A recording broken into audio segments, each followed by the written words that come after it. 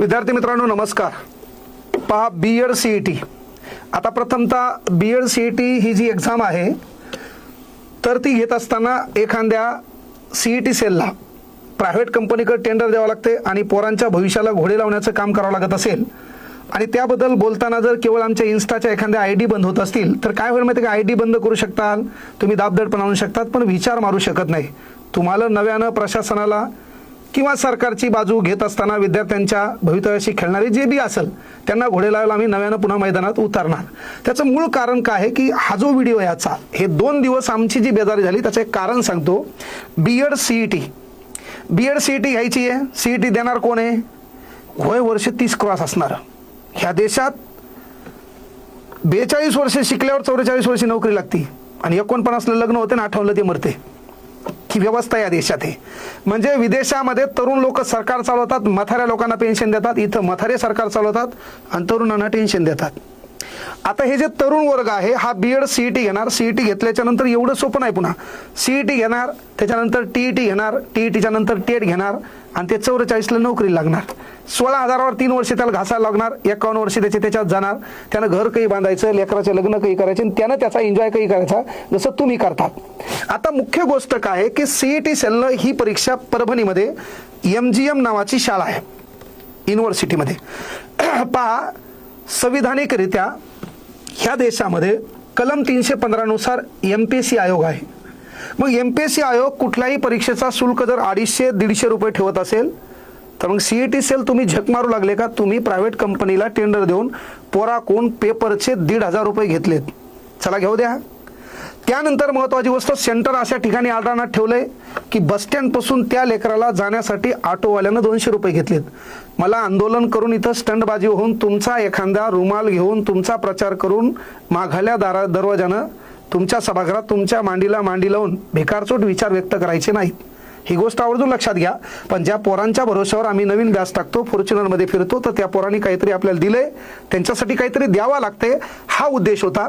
म्हणून एक पोरगी पनवेलून येते, 4 वर्षाचे तिला लेकरू आहे, 1,500 रुपये तिनं ट्रॅव्हल्सनं खर्च केलेत, 200 रुपये तिनं तिथं खर्च केलेत. पेपरच्या सेंटरवर जात असताना तुम्ही सांगता इथं परीक्षा नाही. चला काल तुमचं मान्य, काल मान्य आहे. मग मेन गोष्ट लक्षात घ्या, ह्या दलिंदराला मी विचारलं होतं की उद्या पेपर घेण्याची तुमची क्षमता आहे का? आवर्जून मी सीईटी सेलच्या अधिकाऱ्याला बोललेलं आहे. त्याला टाईट मारण्याचा प्रयत्न केला पण त्याला कळलं इकडे पप्पा बोलाय, तेव्हा ते नरम झालं. मूळ गोष्ट ही आहे की बाबा मी याला विचारलं तू पेपर घेणार आहे का, तुझ्यात ती क्षमता आहे का? काल यानं हो म्हटलं. मला सांगा 291 पोरं एका शिफ्टला येणार आहेत, दुसऱ्या शिफ्टला 291 पोरं येणार आहेत. पहिल्या दिवशी पेपर कॅन्सल झाला. मी यांना सांगितलं होतं यांना मेल करा, यांना SMS करा, तुम्ही ते केलं नाही. सीईटी सेलचा याचा कोणासोबत कॉन्टॅक्ट नाही. ऑनलाईन टेंडर भरलं असेल, याला वाटलं MSCETची एक्झाम आहे, नंतर कळलं BEd CETची, याच्याकडे कुठलीही सुविधा नाही, याला हा पेपर घेता आला नाही. नो प्रॉब्लेम, काय हरकत नाही बाबा, चला टेक्निकल बाबे होते. यानं सांगितलं काय तर शॉर्ट सर्किट झालं, फॅन चालू आहे, लाईट चालू आहे, फक्त याच्या कम्प्युटरमधलंच वायर जळालं का? बरं, एकाचं जळालं. 291 लेकर आलेत. बीएड देणार एखादी लेख आहे की बाबा आपली लेख परभणीला पेपरला चालली, माणूस कुठाला आहे, माजलगाव बीडचं सेंटर इथं दिलंय, तुम्ही वयस्कर मायबापासोबत आलेत, त्या लेकराला इथून वापस जावं लागलं. चला काय हरकत नाही. तुम्ही 1,500 रुपये घेतल्यावर प्रोटोकॉल हा असतो की ज्या ऑनलाईन परीक्षा घ्यायची त्या टेंडरवाल्याचं काम असते 12 दिवसा अगोदर मॉक टेस्ट घेऊन पाहायची.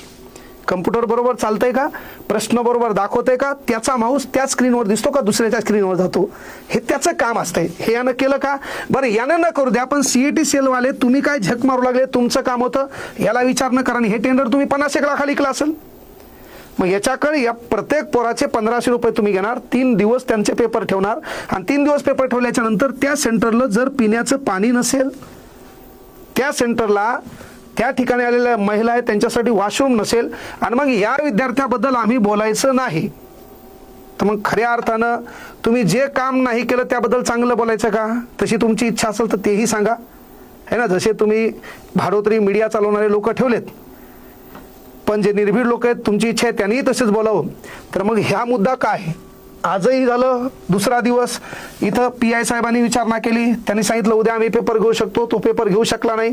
पहिल्या दिवशी चला पोरं शांत चित्तानं मी चांगलं कन्व्हिन्स केलं, चला बाबा आपण पोरं शिक्षक होणार आहेत, ज्याला शिक्षकाला देशाचा चौथा म्हणजे पिढी चालवणारा घटक म्हणतात. म्हणून संविधानाचं पालन करणारा तू घटक आहे, राष्ट्राची संपत्ती आपल्याला आपली समजता आली पाहिजे. पण एवढं होऊन त्या लेकरांचं नुकसान झालं, लेकरं वापस गेली. अक्षरशः काही लेकरांना ऑटोनं जायला पैसे नव्हते. तुमच्याकडं 7 पिढ्या पुरेल एवढी प्रॉपर्टी असते, पण एखाद्यानं 500 रुपये कमवून परीक्षेच्या माध्यमातून, शिक्षणाच्या माध्यमातून घराचं चित्र बदलण्यासाठी तो इथं आलेला असतो.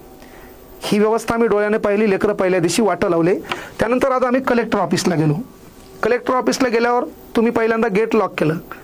मला सांगा, शिक्षण घेत असताना ह्या लेकरांवर तुम्ही त्यांच्या प्रश्नाचे उत्तर देत नसाल, तुम्ही चुकल्याच्या नंतरही 1500 रुपये घेत असल्याच्या नंतर, त्यानंतर सेंटरवर आल्याच्या नंतर तुमच्या कम्प्युटरवर 1 क्विंटल धूळ आहे, ते कम्प्युटर चालू नाही, त्याच्यात पोराचा पेपर होत नाही, तर हे लेकरं भविष्यात का सरकारच्या हे धोरणाच्या विरोधात जाऊन नक्षलवादाकडे वाटचाल करणार नाहीत?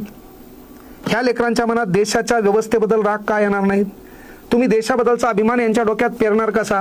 जर या देशात परीक्षा देताना ह्या अडचणी असतील, नोकरी तर लांब आहे, ही एक साधी परीक्षा आहे, BEd CET म्हणजे लय मोठी गोष्ट नाही, पण पोरग आलंय कुठून? 150-200 किलोमीटरहून. ह्या लेकरांच्या भविष्यासोबत खेळण्याचा तुम्हाला कुठलाही अधिकार नव्हता.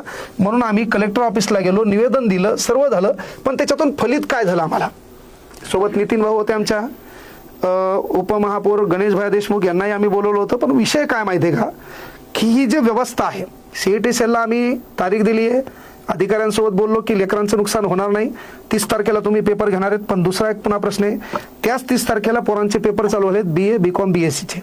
जर दोन्ही पेपर एक आले तर मग तुमच्याकडे भरलेले 1500 रुपये असून देखील एक तर त्यांना BSc BEdचा BSc BA BComचा पेपर द्यायचा नाही का तुमचा द्यायचा? बरं तुमचा द्यायचा, मग त्यानं वर्षभर तिकडली फीस भरली, त्याचं काय? बरं त्यांचा द्यायचा तर तुमचे 1500 भरले, त्याचं काय?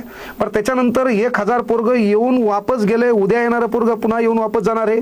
त्या ठिकाणी तुम्ही गेट लावले, बाहेर पोलीस उभे केलेत, जो हे पोरं दहशतवादी आहेत, ते अंगावर चढणार आहेत. अरे हे ट्रीटमेंट जर विद्यार्थ्यांना भेटत असेल तर बाकीवर किती अन्याय होतो ते अन्याय समोर येत नाहीत. मग हे बाजू मांडायची कोणच नाही.